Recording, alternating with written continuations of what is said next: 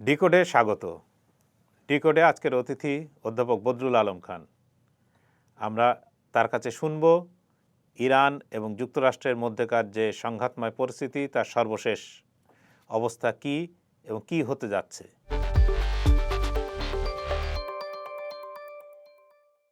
অধ্যাপক খান, আপনাকে আমাদের অনুষ্ঠানে স্বাগত। আপনাদের শ্রোতা এবং দর্শকদের আমার পক্ষ থেকে ধন্যবাদ এবং স্বাগত। প্রথম যে বিষয়টা আপনার কাছে জানতে চাইব যে গতকাল শুক্রবার ওমানে একটা আলাদা আলাদাভাবে ইরান এবং যুক্তরাষ্ট্র তারা মধ্যস্থতাকারীর মাধ্যমে তারা বসেছিলেন আলোচনায়, এবং যুক্তরাষ্ট্রের আলোচকদের মধ্যে ছিলেন ট্রাম্পের বিশেষ সহকারী উইটকফ এবং তার জামাতা জারেড কুশনার, এরা ছিলেন। ইরানের পক্ষে ছিলেন পররাষ্ট্রমন্ত্রী। এখন সর্বশেষ যে এই আলোচনায় তাদের আসলে কি কোনো অগ্রগতি হয়েছে, বা ট্রাম্পও এখন তার কৌশল হিসেবে কি ভাবছেন? শুক্রবারে যে আলোচনাটা হলো সেটা 6 ঘন্টা ব্যাপী একটা আলোচনা।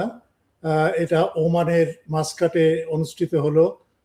তো এই আলোচনার পূর্বে আগে বেশ কিছু ড্রামা হলো আর কি। সেই ড্রামার ভেতরে একটা হচ্ছে যে প্রথমে সিদ্ধান্ত হয়েছিল যে ইস্তাম্বুলে হবে, কিন্তু ইরানের পক্ষ থেকে এ ব্যাপারে আপত্তি জানানো হয় এই কারণে যে তুরস্ক হচ্ছে নেটোর সদস্য দেশ এবং তুরস্কের সাথে ইরানের যে সম্পর্ক খুব একটা ঘনিষ্ঠ সেটাও না, এবং আগের যে সংলাপগুলো হয়েছিল বা বৈঠকগুলো হয়েছিল আমেরিকার সাথে সেটাও কিন্তু ওমানে। সুতরাং ওমানকেই ইরান আসল জায়গা, সঠিক জায়গা হিসেবে বিবেচনা করে এবং সেই অনুরোধ তারা আমেরিকাকে জানিয়েছিল। আমেরিকা ইতস্তত করেছিল প্রথম দিকে, কিন্তু তারপরে আমেরিকা কিছুটা বাধ্য হয়ে বলল যে হ্যাঁ ঠিক আছে, আমরা ওখানে যোগদান করব। দ্বিতীয় বিষয় হচ্ছে যে আলোচনার বিষয় কি হবে।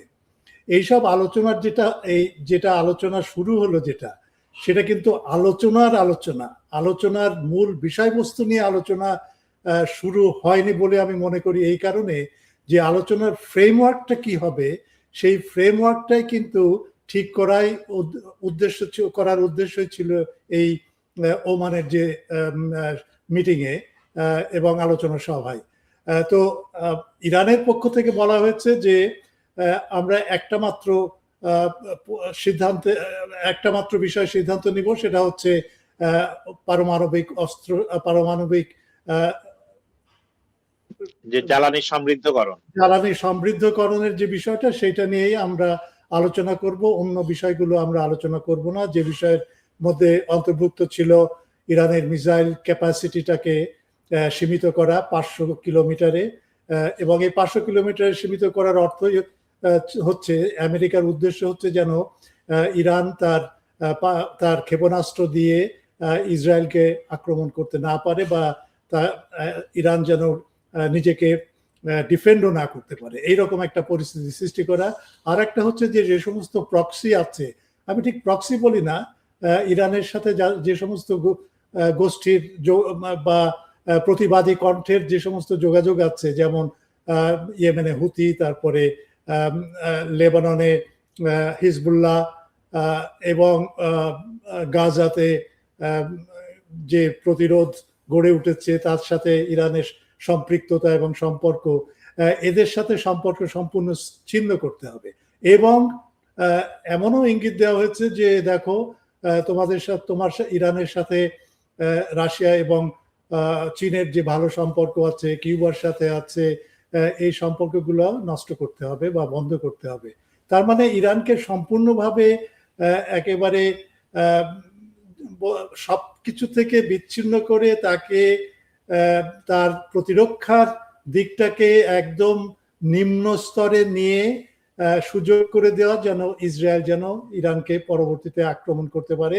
এই ঘটনাটা ঘটেছিল লিবিয়ার ক্ষেত্রেও, কিন্তু আমাদের মনে রাখা দরকার, লিবিয়ার গাদাফির সাথে আলোচনা যখন হয় তখন গাদাফিকে বলা হয়েছিল যে তুমি এটা করো, এই সমস্ত অস্ত্রগুলো তুমি উৎপাদন বন্ধ করো এবং এগুলো নেটোর কাছে সাবমিট করো, এবং গাদাফি সেটা করেছিল সরল বিশ্বাসে। তারপরেই নেটো আক্রমণ করে এবং 6 মাস ধরে সেখানে বোমা বর্ষণ করে গাদাফিকে হত্যা করে এবং পরবর্তীতে রেজিম পরিবর্তন করে। ঠিক একই একটা সিনারিও আমরা লক্ষ্য করে দেখি যে ইরানের ক্ষেত্রেও সেটা প্রযোজ্য হতে চলেছে। ইরানের ক্ষেত্রে আমেরিকার নীতিটাই হচ্ছে ওই। এখন বৈঠকে আলোচনার বিষয়ে আসা যাক। বৈঠকে কুশনার ছিল, তারপরে ছিল স্টিভ উইটকফ। এখন এরা দুজনই কিন্তু রিয়েল এস্টেটের সাথে যুক্ত, এই বাড়িঘর তৈরি, জমি সংক্রান্ত।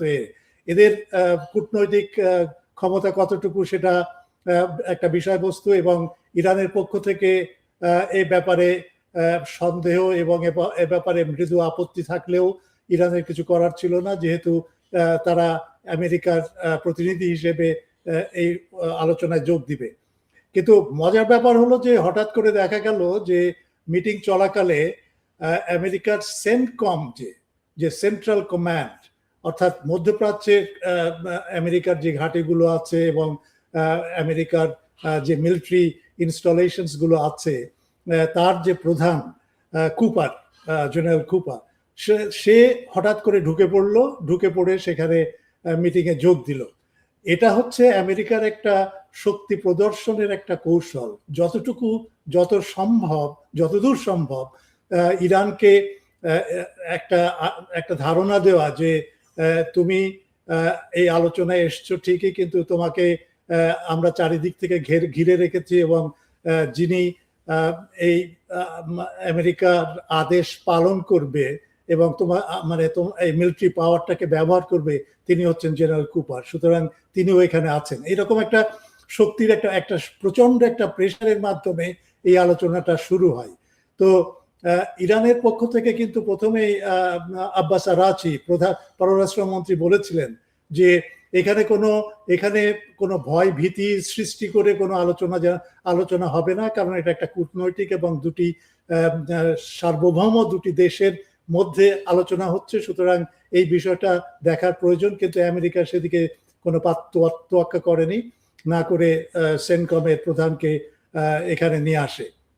যাই হোক, মিটিং চলে 6 ঘন্টা ব্যাপী। এর ভেতরে যে কিছু ড্রামা হয়ে গেছে সেটা সম্পর্কে কিছু বলা দরকার। যখন আমেরিকার নৌবহর যখন পারস্য উপসাগরের দিকে আসে, তখন থেকেই কিন্তু প্রথম দিন থেকেই ইরান কিন্তু তার ড্রোন, বিশেষ করে একটা ড্রোন, কিন্তু সেই ড্রোনে কোনো অস্ত্র ছিল না, এটা একটা সার্ভেইলেন্স ড্রোন, এটা নজরদারির একটা ড্রোন। সেই ড্রোনটা তারা সবসময় তারা ফলো করছিল এই নৌবহরকে। হঠাৎ করে আমার মনে হয় যে 3 কি 4 দিনের মাথায় এই ড্রোনটাকে ভূপাতিত করলো আমেরিকা। তো ভূপাতিত করলো, তারপরে আসলে এটার উদ্দেশ্য ছিল যে ইরান জানতে চাচ্ছিল যে এই নৌবহরের অবস্থানটা কোথায়, কত দূর থেকে তাদের সীমান্ত থেকে কত দূরে, ইত্যাদি ইত্যাদি বিষয় জানার জন্য এবং অন্যান্য তথ্য জানার জন্য। তো এখন এটা ভূপাতিত করার পরে ইরান আরেকটা ড্রোন ঠিক ওই আব্রাহাম লিঙ্কনের যে নৌবহরের সাথে যুক্ত, সেখানে তার আশেপাশে ইরান পাঠায়। এটা কিন্তু একটা ব্যতিক্রমধর্মী একটা ব্যাপার। ভেনেজুয়েলার ক্ষেত্রে যেটা আমরা লক্ষ্য করেছি, যে এরকম ভাবে ভেনেজুয়েলার সরকার আমেরিকার যে নৌবহর ভেনেজুয়েলার উপকূলে ছিল, তাদের বিরুদ্ধে এরকম কোনো তৎপরতা তারা করেনি, ড্রোন দিয়ে বা অন্য কোনো মাধ্যমে তারা আমেরিকাকে জানিয়ে দেয়নি যে হ্যাঁ তারাও শক্তিশালী। কিন্তু ইরান সেটা করলো, এবং সেটা কিন্তু একটা অত্যন্ত তাৎপর্যপূর্ণ একটা দিক বলে আমি মনে করি। এখন আলোচনার ভেতরে, প্রথম আলোচনার বিষয়বস্তুর ভেতরে যে একটা ইরান এবং ইরান এই আলোচনা সভায় যাওয়ার আগে কিন্তু এই ধারণা নিয়ে গিয়েছিল যে একটা বিষয়ে মাত্র আলোচনা হবে, এবং সেটা হচ্ছে পারমাণবিক উৎকর্ষীকরণের যে প্রশ্নটা।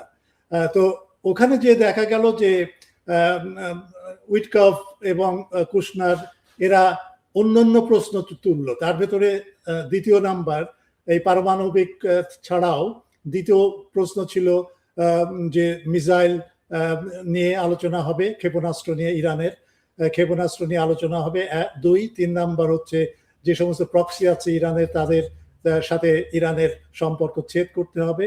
এবং আরেকটা 4 নম্বর অ্যাড করা হয়, সেটা হচ্ছে যে চীনের সাথে যে তেল চুক্তি আছে এবং যে তেল সরবরাহ করে ইরান, সেটাও বন্ধ করতে হবে। তো মানে আমেরিকার উদ্দেশ্য হচ্ছে গোলপোস্টটাকে সব সার্বক্ষণিকভাবে পরিবর্তন করা। আসল উদ্দেশ্য হচ্ছে ইরানে একটা গন্ডগোল সৃষ্টি করা এবং সেখানে রেজিম চেঞ্জ করা, পরিবর্তন করা, সেটাই হচ্ছে মূল উদ্দেশ্য। এবং এমন একটা সরকার সেখানে স্ট্যাবলিশ করা যে সরকার আসলে আমেরিকার পক্ষ হয়ে সেখানে কাজ করবে, যেরকম ইরানের শাহ পাহলাবির ছেলে, এরকম একটা যদি ফিগার তারা ওখানে বসাতে পারে, অথবা ইরানকে ভেঙে 3-4 টুকরো করে 4-5টা দেশ সৃষ্টি করে কেন্দ্রীয় ইরানের ধারণাটাকে সম্পূর্ণভাবে বিলুপ্ত করে তার শক্তিকে শেষ করে দেওয়া। এইরকম এই দুটো প্ল্যান নিয়েই কিন্তু আমেরিকা অগ্রসর হচ্ছে।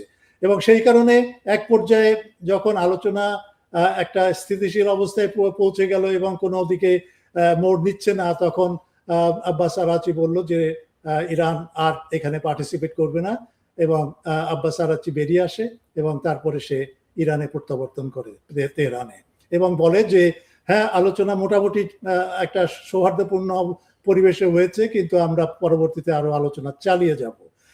কবে, কখন, কোথায়, এই ব্যাপারে কোনো আলোচনা হয় না। সুতরাং এইরকম একটা ব্যাপার। এখন একটা বিষয়ে আমি বলতে চাই, যে সমস্ত ইস্যুগুলো নিয়ে আমেরিকা আলোচনা করতে চায় বা ইরানের উপরে চাপ সৃষ্টি করতে চায়, সেই ইস্যুগুলো কিন্তু আমেরিকারই সৃষ্ট।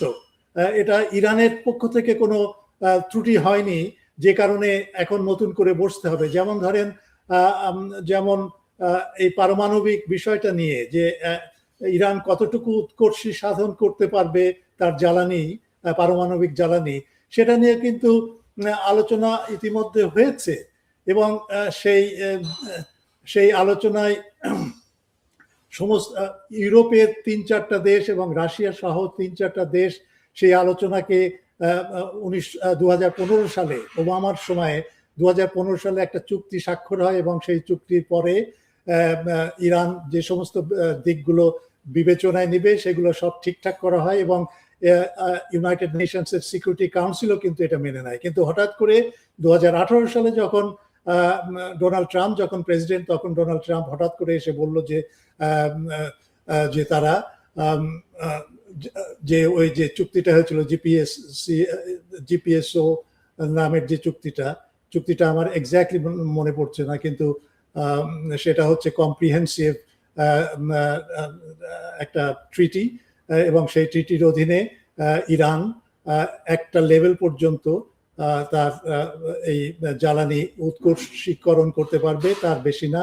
এবং ইরান কিন্তু 2015 সাল থেকে শুরু করে 2018 সাল পর্যন্ত এটা মেনে নিয়েছিল। কিন্তু তারপরে ডোনাল্ড ট্রাম্প যখন উইথড্র করে এই চুক্তি থেকে, তখন ইরান বাধ্য হয়ে সেটাকে তাদের উৎকর্ষী সাধন করে 60%, 60% পর্যন্ত। তো এটা ইরানের কোনো দোষ না, এই চুক্তিটা ভঙ্গ করেছে আমেরিকা, এবং আমেরিকা চায় যে ইরান যেন এই পারমাণবিক বিষয় নিয়ে কোনো কিছু কাজ করে না, পারমাণবিক অস্ত্র বিষয়ক এবং জ্বালানি উৎকর্ষী সাধনের ব্যাপারটা যেন সম্পূর্ণ ইরান মুছে ফেলে তার প্রোগ্রাম থেকে, এইরকম একটা প্রপোজাল দেওয়া। আর ক্ষেপণাস্ত্রের ব্যাপারে, ক্ষেপণাস্ত্র আমি যদি, এটা তো একটা অদ্ভুত ব্যাপার যে আমি আমার দেশকে ডিফেন্ড করার জন্য আমার তো একটা অস্ত্র ভান্ডার প্রয়োজন। ইরানের কিন্তু কোনো এয়ারফোর্স ওইভাবে নাই, কারণ নানা ধরনের নিষেধাজ্ঞার কারণে ইরান তার এয়ারফোর্স ডেভেলপ করতে পারে নাই। কিছু কিছু বিমান আছে যেটা রাশিয়ার দেওয়া, কিন্তু সেটা একটা কোনো আহামরি কোনো কিছু না, এবং আমেরিকার সাথে যে বিমান বহর আছে ইরানের, সেটা মানে খুবই সীমিত। সুতরাং ইরান কিন্তু সেই 1979 সাল থেকে, এবং বিশেষ করে ইরাকের সাথে যখন যুদ্ধ বাধে তখন থেকে ইরান এই টার্গেট করেছে যে তারা ক্ষেপণাস্ত্র উৎকর্ষী সাধন করবে এবং ক্ষেপণাস্ত্র দিয়ে তাদের প্রতিরক্ষা ব্যবস্থাকে গড়ে তুলবে। সুতরাং এটা তো ইরানের একটা ন্যায়সঙ্গত একটা দাবি বা একটা প্রতিরক্ষা করার জন্য যে সমস্ত জিনিস প্রয়োজন, সেটার থেকেও যদি ইরানকে একেবারে মুক্ত করার চাপ দেওয়া হয়, তাহলে ইরান কি করবে? ইরান তাহলে তার পরের দিনই ইসরায়েল এসে ইরানকে মানে ধ্বংস করে দিবে, এরকম একটা পরিস্থিতির সৃষ্টি করতে চায় ডোনাল্ড ট্রাম্প এবং আমেরিকা। সুতরাং আলোচনার কোনো প্রয়োজন আমি দেখি নাই, কিন্তু তারপরে আলোচনা হয়েছে। আর একটা বিষয় হচ্ছে যে ইরানের আয়াতুল্লাহ হোমেনেই সে একটা ফতোয়া দিয়েছিল যে ইরান যেন কখনোই বা কোনো সময় বা কোনো কারণেই পারমাণবিক অস্ত্র বা বোমা তৈরি না করে।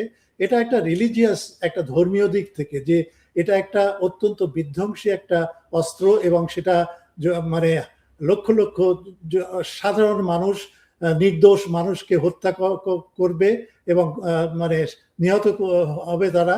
সুতরাং এই পরিস্থিতি, এটা একটা ধর্মীয় দিক থেকে, একটা ধর্মীয় নৈতিক দিক থেকে আয়াতুল্লাহ খোমেনি কখনো চায়নি। কিন্তু আমার মনে হয় যে যদি ইরানের যদি একটা এরকম পারমাণবিক অস্ত্র থাকতো তাহলে কিন্তু আমেরিকা এত সাহস করতো না। ঠিক যেরকম নর্থ কোরিয়া যেটা করেছে, নর্থ কোরিয়া সবকিছু ডিফাই করে, সবকিছু সব প্রতিবন্ধকতা কাটিয়ে সে আজকে পারমাণবিক অস্ত্রের অধিকারী, এবং সেই জন্য তাকে কেউ টাচ করতে পারে না বা তার সামনে সাহস করে তাকে যে ধ্বংস করব এই সমস্ত কথা পর্যন্ত বলতে পারে না। সুতরাং এইরকম একটা পরিস্থিতির ভেতরে গেছে।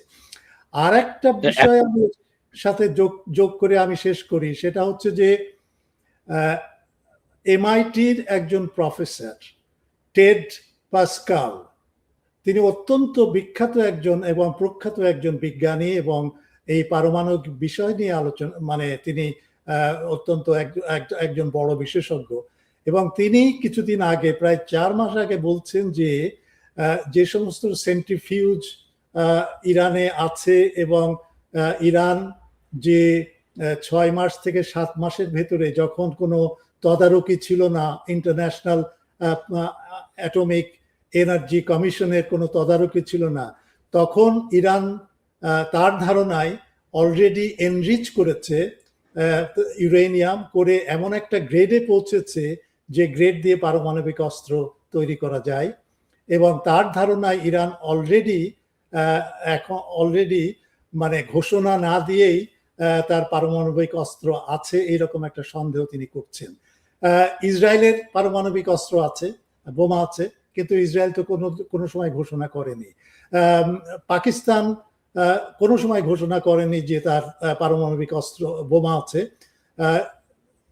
ভারত যখন বোমা পরীক্ষা করলো, পারমাণবিক বোমা, ঠিক তার 12 দিন পরে পাকিস্তান ঘোষণা করলো যে তারও বোমা আছে এবং তারা সেটা পরীক্ষা করলো। তার মানে 12 দিনের ভেতরে তো পাকিস্তান তৈরি করতে পারে নাই, সুতরাং তারা অনেক আগে থেকেই করছিল। সেটা এটা ইরানের ক্ষেত্রে প্রযোজ্য কিনা আমি জানি না, কিন্তু অনেক বিশেষজ্ঞই বলছেন যে ইভেন শুধু ইরানেরই না, ইতিমধ্যে সৌদি আরবেরও পারমাণবিক অস্ত্র আছে, এরকম একটা ধারণা দিচ্ছে যারা সিআইএর অপারেশন বিভাগে ছিলেন কিন্তু এখন রিটায়ার্ড, তারা বলছে যে হ্যাঁ, সৌদি আরবেরও থাকতে পারে। সুতরাং এইরকম একটা পরিস্থিতির ভেতরে মধ্যপ্রাচ্যে এই আলোচনাটা হচ্ছে, এবং এই আলোচনাটা যদি ফলপ্রসূ না হয়, এবং সেটা আমরা লক্ষ্যই করেছি যে এটা ফলপ্রসূ হয়নি, সুতরাং এরপরে যে কি হবে সেটা একটা $100 মিলিয়ন প্রশ্ন। তো সেক্ষেত্রে মধ্যপ্রাচ্যে যে আমেরিকার মিত্ররা আছে বা মিত্র দেশগুলো আছে, যেরকম যে সৌদি আরব, কুয়েত, কাতার, ওমান, বাহরিন, এদের ভূমিকাটা আসলে এক্ষেত্রে কি হবে, যে কি হচ্ছে? আমরা যদি লক্ষ্য করে দেখি যে জুন মাসে যে ঘটনাটা ঘটলো, যখন আমেরিকা দুটো পারমাণবিক কেন্দ্রে, যেখানে রিসার্চ হচ্ছিল ইরানের, সেই দুটো কেন্দ্রে যখন বোমা বর্ষণ করে, এবং তার আগে ইসরায়েল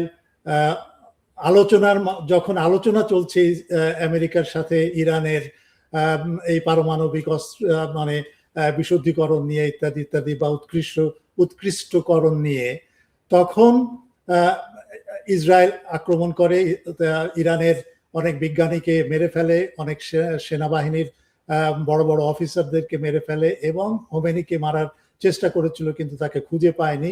এইরকম একটা পরিস্থিতির সৃষ্টি করলো। তো এই ব্যাপারটা কিন্তু মধ্যপ্রাচ্যে সাংঘাতিকভাবে সাড়া জাগিয়েছে, এবং এই কারণে সাড়া জাগিয়েছে যে আপনি লক্ষ্য করে দেখবেন যে কিছুদিন আগে সৌদি আরবের যে গোয়েন্দা বিভাগের যিনি প্রধান, আমার নামটা এখনই তাৎক্ষণিকভাবে মনে পড়ছে না, কিন্তু তিনি অত্যন্ত শক্ত ভাষায় কিন্তু ইসরায়েলকে আক্রমণ করেছিল এবং সমালোচনা করেছিল, বলেছিল ইসরায়েল হচ্ছে এই অঞ্চলের সবচেয়ে বড় শত্রু এবং তারাই এখানকার পরিস্থিতিটাকে সম্পূর্ণভাবে উত্তেজিত করছে এবং একটা অস্থিতিশীল পরিস্থিতি সৃষ্টি করছে। এইরকম কোনো স্টেটমেন্ট কিন্তু আমরা আগে শুনিনি। সুতরাং সৌদি আরবের মানে তার বৈদেশিক নীতির ভেতরে বিশেষ করে ইসরায়েলের প্রতি তাদের যে দৃষ্টিভঙ্গি, সেখানে কিন্তু একটা বড় ধরনের পরিবর্তন এসছে এবং সেই কারণেই কিন্তু সৌদি আরব বলেছে যে তাদের ভূখণ্ডের উপর দিয়ে, আকাশসীমার উপর দিয়ে কোনো আমেরিকান প্লেন উড়ে ইরানকে আক্রমণ করতে পারবে না। এটা হচ্ছে সৌদি আরবের ব্যাপার। সৌদি আরবের সাথে ইউনাইটেড আরব এমিরেটসের একটা গন্ডগোল আছে, সেটা ভূকৌশলগত গন্ডগোল, এবং সেই গন্ডগোলের কারণে সৌদি আরবের ভেতরে একটা ইউএইর বিরুদ্ধে একটা একটা একটা একটা সমালোচনা ধর্মী একটা মহল আছে যারা ইউএইর সাথে সম্পর্ক ঘনিষ্ঠ করতে চায় না। এবং আমরা সবাই জানি যে ইউএইর সাথে সংযুক্ত আরব এমিরেটসের সাথে ইসরায়েলের সম্পর্ক অত্যন্ত ঘনিষ্ঠ এবং দুবাই বেসড যে সমস্ত ফাইন্যান্সিয়াল কেন্দ্রগুলো আছে, এস্টাবলিশমেন্টস আছে, সেটা ইসরায়েলের থেকে শুরু করে আমেরিকার এবং বিশেষ করে জর্জ সোরস ওই কেন্দ্রগুলোকে নিয়ন্ত্রণ করে এবং দুবাইকে বলা হয় দ্বিতীয় তেল আবিব, কারণ ইউএইর সাথে ইসরায়েলের সম্পর্কটা একটু ঘনিষ্ঠ। সুতরাং এমনকি ইউএই বলেছে যে তাদের আকাশ সীমা না ক্রস করে কোনো যুদ্ধ বিমান ইরানকে আক্রমণ করবে না। একই কথা বলেছে কুয়েত এবং অন্যান্য, শুধুমাত্র জর্ডান কোনো কিছু বলেনি। এবং আজকেই সম্ভবত আমি একটা নিউজে দেখলাম, খবরে দেখলাম যে জর্ডানে আমেরিকা তার F-35 এবং অন্যান্য বোমারু বিমান সেখানে পাঠাচ্ছে এবং সেখানে তারা সেই শক্তিটা মোতায়েন করছে সেখানে জর্ডানের। সুতরাং মিশরও চুপ আছে, মিশরও বলেছে যে তাদের উপর দিয়ে কোনো হামলা হবে না এরকম। সুতরাং যে পার্শ্ববর্তী দেশগুলো ইরানের, সেই দেশগুলো একটা অনীহা প্রকাশ করেছে। এটা কতটুকু বাস্তবায়িত হবে, যখন সত্যিকার আক্রমণ যদি কখনো ঘটে তাহলে তারা কিভাবে দেখবে ইরানকে এবং তাদের আচরণ কি হবে এবং তাদের অবস্থানটা কি হবে সেটা আমরা জানি না। কিন্তু আপাতদৃষ্টিতে মনে হচ্ছে যে ইরানের পার্শ্ববর্তী দেশগুলো আগে যারা তাদের আকাশ সীমা বিনা অনুমতিতে আমেরিকা প্রবেশ করতে পারত এবং ক্রস করে ইরানকে আক্রমণ করতে পারত, সেই রকম একটা সুযোগ এইবার নাই বলেই মনে হচ্ছে এবং সেটা ইরানকে কিন্তু অনেকটা মানে স্বস্তির ভেতরে রাখে বলে আমি মনে করি। তো এটা তো গেল মধ্যপ্রাচ্যের বিষয়টা, কিন্তু যদি আমরা আন্তর্জাতিক পরিসরে একটু বিষয়টা দেখি, যে আন্তর্জাতিক পরিসরে আপনার ইরানের বন্ধু ভাবা হতো চীন এবং রাশিয়াকে। তো এই যে এখন যুক্তরাষ্ট্রের সঙ্গে তার যে সংঘাতময় একটা পরিস্থিতির উদ্ভব হয়েছে, এখানে চীন ও রাশিয়ার ভূমিকাটা আসলে কি হচ্ছে বা কি হতে পারে? আচ্ছা, চীন এবং রাশিয়ার ব্যাপারে দুটো কথা বলতে হয়, একটু কথা বলতে হয় এই কারণে যে রাশিয়ার সাথে ইরানের একটা সামরিক ট্রিটি আছে, চুক্তি আছে। এই চুক্তিটা এমন চুক্তি নয় যেটা রাশিয়ার সাথে উত্তর কোরিয়ার আছে। উত্তর কোরিয়ার সাথে রাশিয়ার যে চুক্তি, সেটাতে রাশিয়াকে কেউ যদি আক্রমণ করে তাহলে উত্তর কোরিয়া সেখানে তাকে সাহায্য করবে অস্ত্র দিয়ে, বাহুবল দিয়ে, যেভাবে হোক না কেন। ঠিক একইভাবে উত্তর কোরিয়া যদি কেউ আক্রমণ করে উত্তর কোরিয়াকে, তাহলেও রাশিয়া ঠিক সেইভাবেই তাকে সমর্থন করবে এবং সব ধরনের সহযোগিতা জানাবে। এইরকম একটা একটা প্রস্তাব দিয়েছিল রাশিয়া যখন এই প্রতিরক্ষা চুক্তিটা হয় ইরানের সাথে।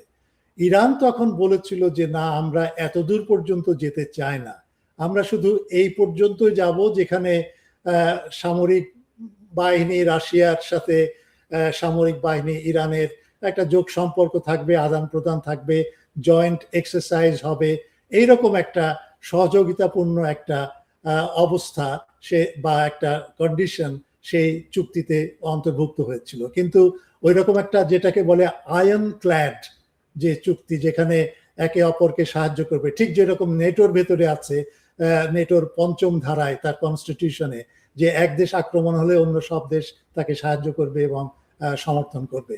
এইরকম কিছু ইরানের সাথে নাই। ঠিক একইভাবে ইরানের সাথে চীনেরও কিন্তু ওই রকম মানে শক্ত একজন আক্রমণ হলে আরেকজন তাকে সাহায্য করবে, এইরকম পারস্পরিক একটা সম্পর্ক সামরিক ক্ষেত্রে, প্রতিরক্ষার ক্ষেত্রে এইরকম একটা চুক্তি নেই। কিন্তু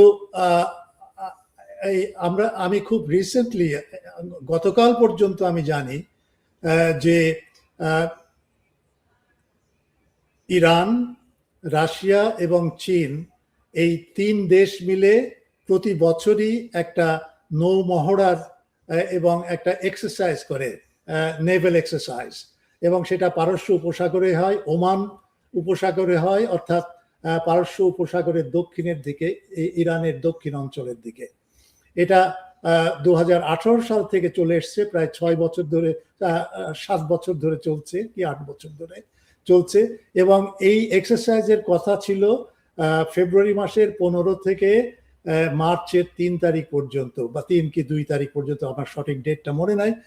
কিন্তু স্টিভ উইটকফ রাশিয়াকে এবং চীনকে জানায় যে যেহেতু ইরানের সাথে আমেরিকার একটা আলোচনা হচ্ছে, সুতরাং আপনারা এটাকে স্থগিত করেন, করে আলোচনার ফলাফল কি হয় সেটা বিবেচনায় নিয়ে, এবং আলোচনাটা শেষ হলে পরবর্তীতে আপনারা যে যা কিছু করতে চান সেটা করতে পারেন।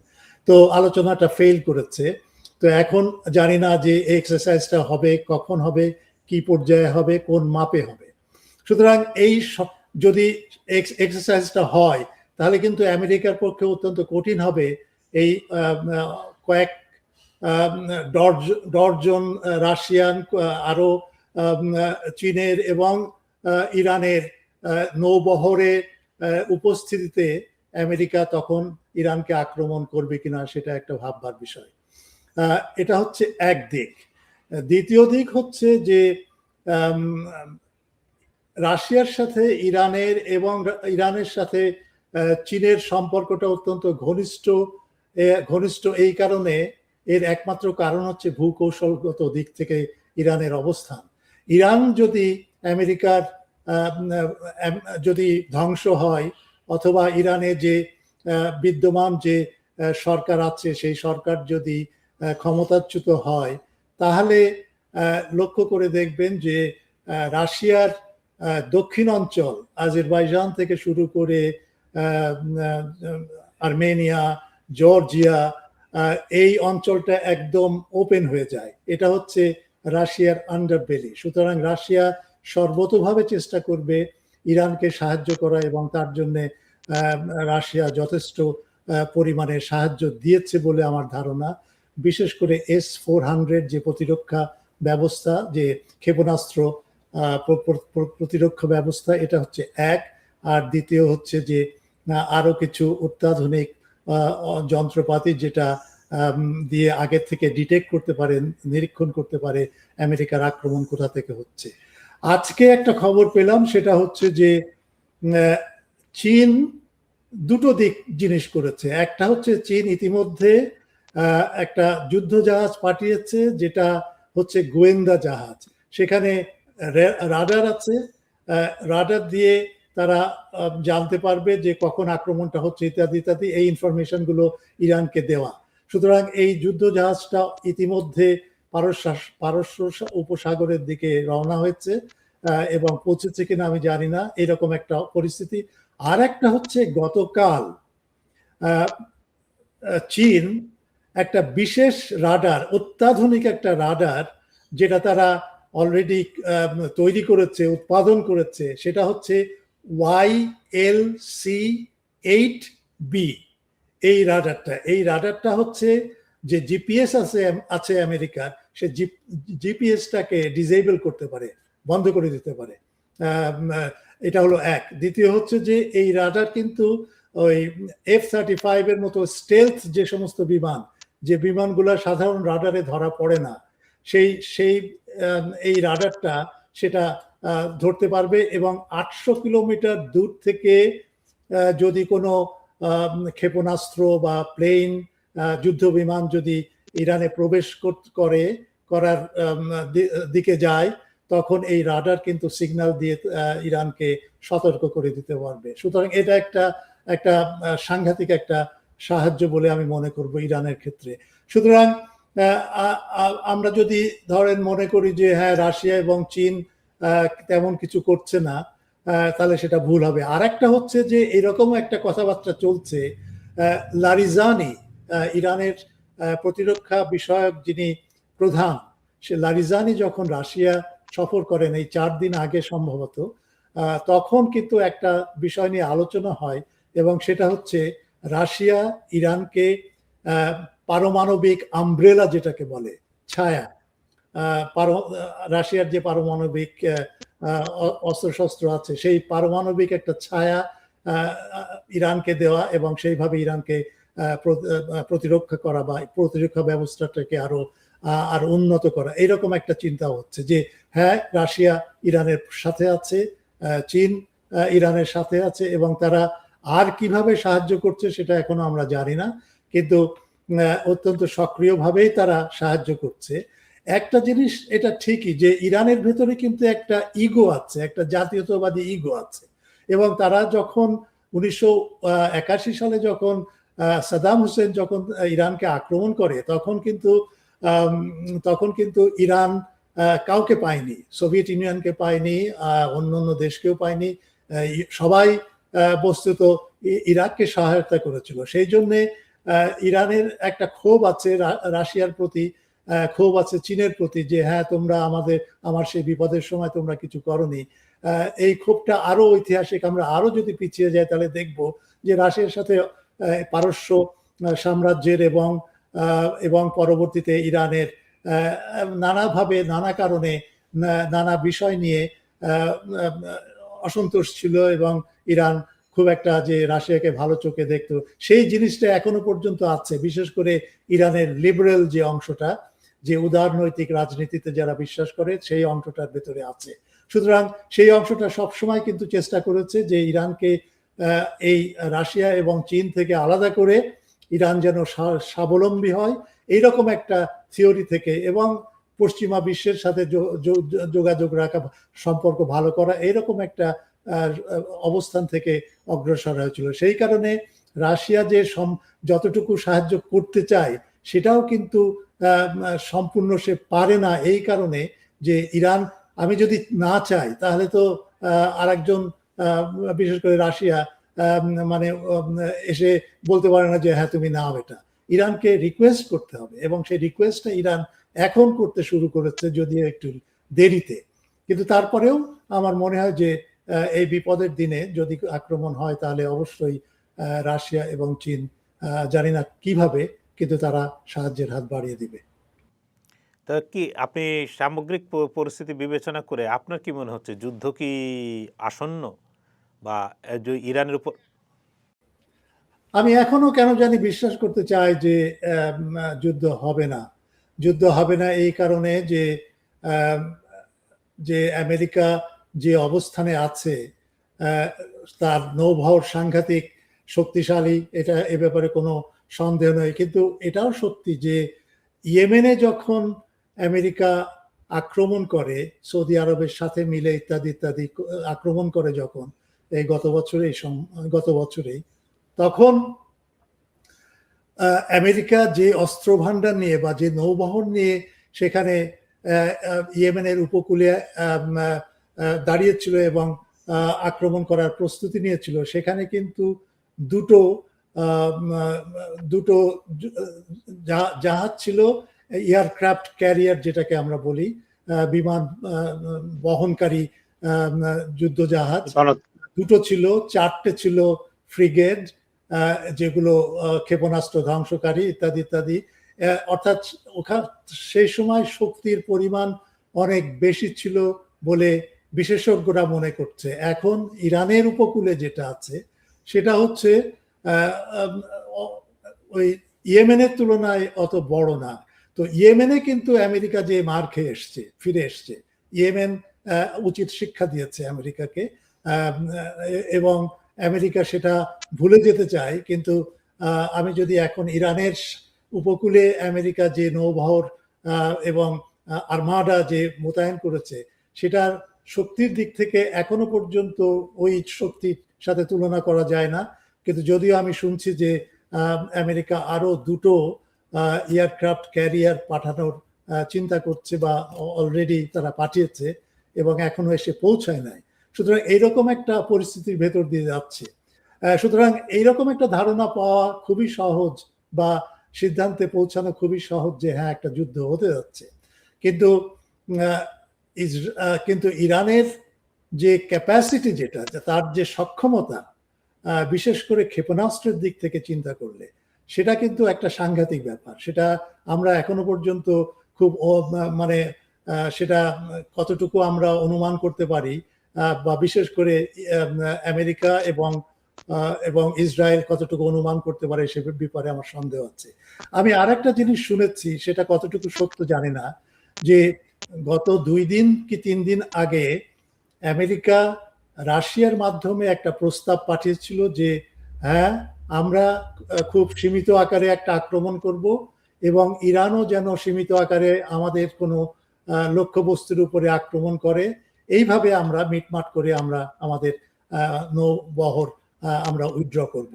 ইরান বলে দিয়েছে না, সেটা সে করবে না, এরকম ভাবে যাবে না। কারণ ইরান অলরেডি লক্ষ্য করে দেখেছে যে যখনই একটা কনসেশন দেওয়া হয়েছে আমেরিকাকে, তার 6 মাস পরে আবার আমেরিকা ফিরে এসছে এবং আরো শক্তিশালী হয়ে ফিরে এসে ইরানকে আক্রমণ করতে চেয়েছে, ইরানের রাজনৈতিক পরিস্থিতিটাকে পরিবর্তন করতে চেয়েছে, ইত্যাদি ইত্যাদি। ঠিক একই ধরনের প্রস্তাব গিয়েছিল ইসরায়েলের পক্ষ থেকে, এবং এটা কার মাধ্যমে গিয়েছে আমি জানি না, কিন্তু ইসরায়েলও একটা প্রস্তাব দিয়েছিল সম্ভবত রাশিয়ার মাধ্যমে, যে আমরা ইরানকে আক্রমণ করব না, সুতরাং ইরানও যেন আমাদের আক্রমণ করে না করে যদি আমেরিকার সাথে ইরানের কোনো যুদ্ধ বাঁধে, আমরা এখানে নেই, এইরকম একটা ধারণা দিয়ে তারা বলতে চেয়েছিল যেন ইরান যেন ইসরায়েলকে আক্রমণ না করে।